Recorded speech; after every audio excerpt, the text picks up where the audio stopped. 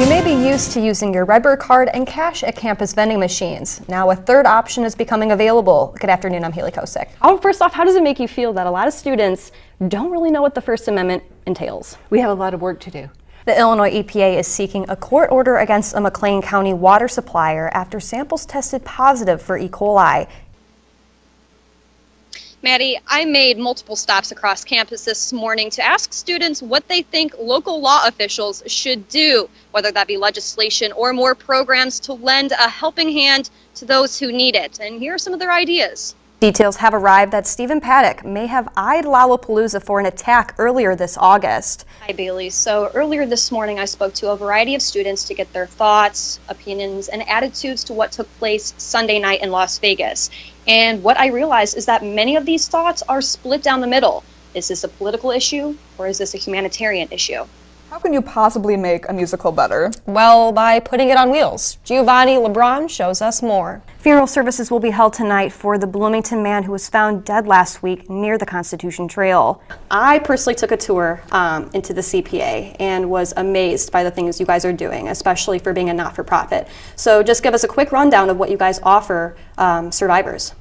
Amanda, you like cheesecake, right? I mean, who doesn't? I know I do. So if you're a fan of the sweet treat, today is your day. It's National Cheesecake Day. Today our topic is a little more hearty, Thanksgiving, and I'm your host, Haley Kosik.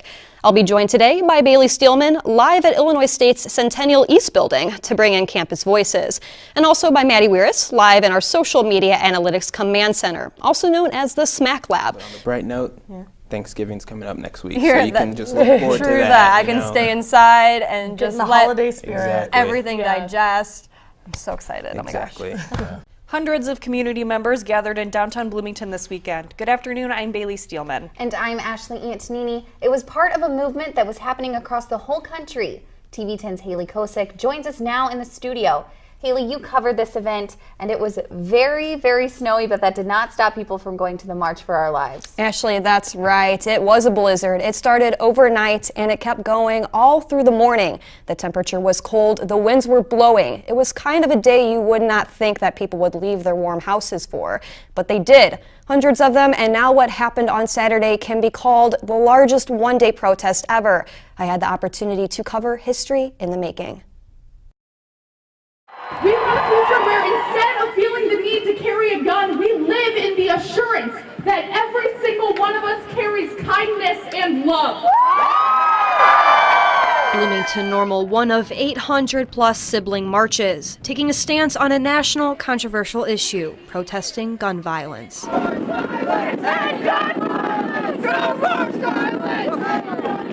Packing the steps, students from high schools in the area fed up. In order to secure this bright future, we are calling on us to pass legislation that will ensure our safety. And this is, I guess, a measure of how bad it is that people are willing to come out in a blizzard and stand in front of the museum here and listen to kids talk about how we need to protect them.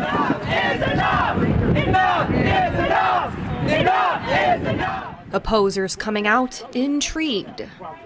I'm here in support of my Second Amendment rights. And, you know, I'm here to listen to what they've got to say, but I'm hearing a lot of things that they're getting wrong. They blame the NRA for all these shootings. NRA teaches gun safety. It's a complicated issue. That's the problem, is that there's not one solution. Today has been a great day. We've had a lot of people come out, and I'm really excited for what's to come and what can happen in Bloomington Normal and throughout the state and throughout the country. Not even 6 inches of snow and blustery winds could stop the passion and empathy I felt of the marchers. Haley Kosik, TV 10 News. The latest in a local dispute. Decorations for an 8-year-old boy's gravesite has now landed in court. I'm staying on the story. Posey. This was in honor of Vinny and his patriotism. And a grieving father who celebrates the life of his late son Vinny with holiday-themed decorations. It helps us remember who he was. We had some of our best times together when we celebrated holidays. The family decorating Vinny's grave at Ashland Cemetery in Carlisle for 4 years and never had a problem until now. This was my son's grave. I would never have allowed that. Cemetery owner Steve Ewing not amused. We have plastic ducks that are faded. Ducks that Ewing says tarnish the cemetery's reputation. The Kaposi's failure to obey rules and regulations resulted in Ewing removing the items. The family, in distress, who has the heart to just take that off a defenseless 8-year-old's gravestone like that, feels they have every right to decorate a burial plot they paid for. It does not say Steve Ewing. This does not say Ashland Cemetery. C stands for Kaposi. Any rule by a cemetery owner that violates those rights is illegal, unenforceable, and invalid. I'm going to try to continue to protect the honor and dignity and respect of Ashland Cemetery. That is my job. No comment right now. No comment. A fight that started in the cemetery and has now gone to court.